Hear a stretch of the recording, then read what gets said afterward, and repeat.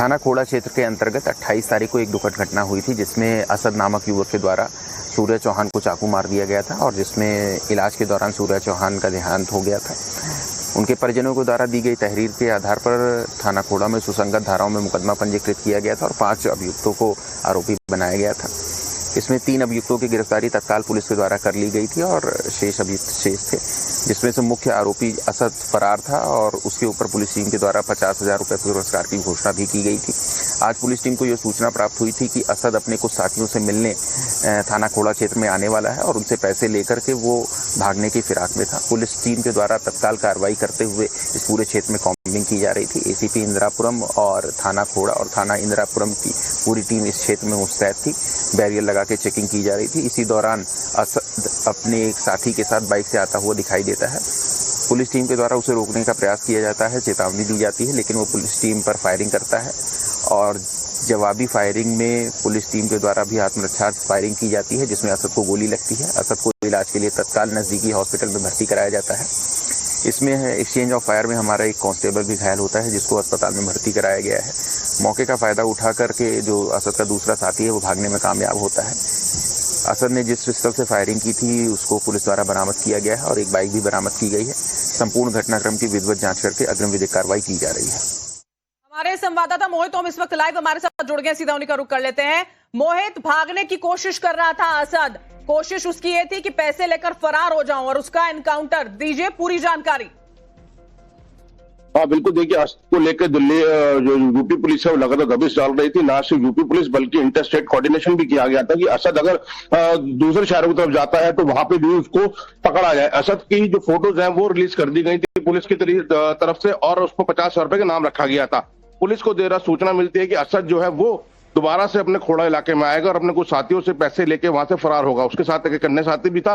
Police को जब ये जानकारी मिली तो पुलिस ने असद को खोड़ा इलाके में ही घेरा है रात में और उसको रुकने के लिए और उसको चेतावनी दी है कि वो अपना सरेंडर करे। अगर उसने सरेंडर नहीं किया तो पुलिस उस पर कार्रवाई करेगी, लेकिन उसने पुलिस के ऊपर सीधा फायरिंग की और जिसमें एक पुलिसकर्मी की गोली लगी है। पुलिस ने आत्मसात में एक गोली जो है रिवर्स फायरिंग की है, जिसमें असद को गोली लगी, उसको अस्पताल ले जाया गया है। एक पुलिसकर्मी घायल हुआ है, लेकिन ये अपना बड़ी खबर है जिस तरीके से असद फरार चल रहा था और जिस तरीके से सूर्य चौहान की हत्या की गई थी उसके बाद से लगातार जो उसके परिवार के जन है वो भी उसको बचाने की कोशिश कर रहे थे और यही बात पुलिस के सामने आई कि असद जो है वो फरारी के लिए पैसे लेने आ रहा है और उसको आज देर रात घेरा गया। फिलहाल उसका भी इनकाउंटर किया गया है और पुलिस का कहना है कि जो अन्य साथी हैं उनको भी जल्द गिरफ्तार किया जाएगा। बिल्कुल, उनकी गिरफ्तारी की बात भी देखिए पुलिस द्वारा मोहित यहाँ पर की जा रही है। परिवार की तरफ से किस तरह के रिएक्शन सामने आए हैं?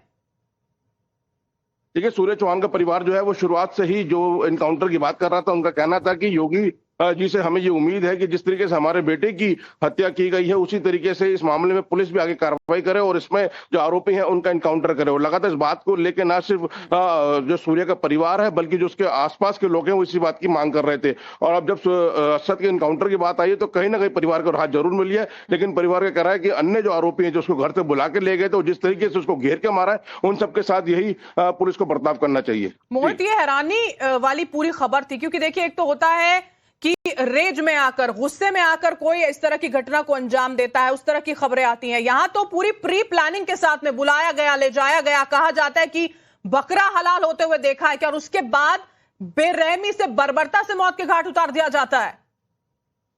बिल्कुल, देखिए जब पुलिस से सवाल पूछे गए क्या जो सूर्य है इनकी इससे पहले कोई दुश्मनी थी, परिवार से पूछा गया कि इन लोगों से कोई दुश्मनी थी, तो परिवार ने भी इस बात को साफ मना किया और पुलिस ने भी कहा कि हमारी जानकारी के मुताबिक ऐसी कोई दुश्मनी की बात सामने नहीं आई है। लेकिन जिस तरीके से पूरी प्लानिंग की गई, जैसे सूर्य को बुलाया गया और ये बात बोली गई बकरा ईद पे कि बकरा हलाल होते हुए देखा और उसके बाद उसके चाकू मारे गए, ना सिर्फ एक चाकू उसको बेरहमी से गोदा गया, तो उसको लेकर जो एक जन आक्रोश वहां पर देखा जा रहा था पूरा खोड़ा इलाके में, ना सिर्फ खोड़ा इलाके में बल्कि जो बड़े पॉलिटिकल लीडर्स है वो भी इस मामले में लगातार ट्वीट कर रहे थे और कार्रवाई की मांग की जा रही थी। लेकिन जब जिस तरीके से पुलिस ने आज सुबह कार्रवाई की है उसके बाद लोगों का कहना है कि अन्य जो आरोपी हैं उनके साथ भी इसी तरीके का बर्ताव होना चाहिए, उनको भी ढूंढ के इस तरीके से ही गोली मारनी चाहिए। बिल्कुल इसी तरह की मांग जो है वो यहाँ पर फिर जो पीड़ित पक्ष होता है उनकी ओर से की जाती है। भावुक इतने होते हैं, परेशान इतने होते हैं, वो तो स्थिति ऐसी बन जाती है जब भागता हुआ असद नजर आता है, उसे रोकने की कोशिश की तो मजबूरन पुलिस को गोली चलानी पड़ी।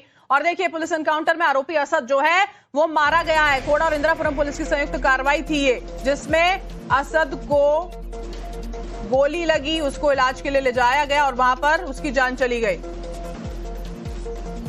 और देखिए, ये बात पुलिस द्वारा एकदम स्पष्ट की गई थी। जो अपने दोस्त के साथ पहुंचा था वहां पर उसे रोकने की कोशिश की गई पुलिस द्वारा, और फिर जब वो नहीं माना तो फायरिंग की जाती है। क्रॉस फायरिंग हुई फिर पुलिस द्वारा, क्योंकि असद ने फायरिंग करनी शुरू कर दी थी, जिसमें कांस्टेबल को भी यहां पर गोली लगी है, बताया गया था यहां पर पुलिस अधिकारी द्वारा। धवल जायसवाल डीसीपी जो है वो हमारे साथ इस वक्त फोन लाइन पर जुड़े हुए हैं, सीधा उन्हीं का रुख कर लेते हैं। सर, बताएं जरा किस तरह से इस एनकाउंटर को अंजाम दिया गया है। थाना कोड़ा क्षेत्र के अंतर्गत 28 तारीख को एक दुखद घटना घटित हुई थी, जिसमें असद नामक युवक के द्वारा सूर्य चौहान की चाकू मार करके हत्या कर दी गई थी। इस क्रम में 5 अभियुक्तों के खिलाफ हम लोगों ने मुकदमा पंजीकृत किया था, जिसमें 3 अभियुक्तों को पूर्व में ही गिरफ्तार कर लिया गया था। इसमें जो मुख्य आरोपी था असद, उसके ऊपर 50,000 रुपए का पुरस्कार की घोषणा की गई थी और वो फरार था।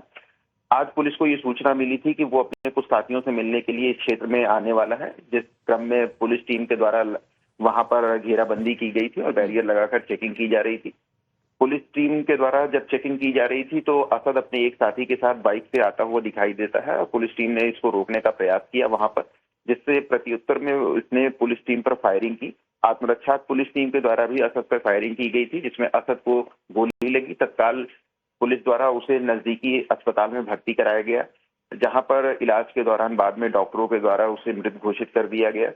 इस एक्सचेंज ऑफ फायर में हमारे एक कांस्टेबल को भी गोली लगी है, जिसको इलाज के लिए अस्पताल में भर्ती कराया गया है और सभी प्रकरणों की गंभीरता से जांच करके अग्रिम विधिक कार्रवाई की जा रही है। जी, और धवल सर, आपने बताया कि और भी अभी हैं यहाँ पर आरोपी जिनकी गिरफ्तारी बाकी है, उसको लेकर किस तरह से कार्रवाई जारी है? असद के साथ एक साथी और इसका आया हुआ था, जो फायरिंग के दौरान मौके का फायदा उठा के फरार होने में कामयाब रहा है। पुलिस के द्वारा लगातार कॉम्बिंग की जा रही है और जल्दी ही उसकी गिरफ्तारी भी कर दी जाएगी। इस तरह के मामले धवल सर जब आप देखते हैं, सवाल इसी बात को लेकर है, कैसे बर्बर तरीके से प्री प्लानिंग के साथ में मौत के घाट उतार दिया जाता है। एक सबक के तौर पर, संदेश के तौर पर है।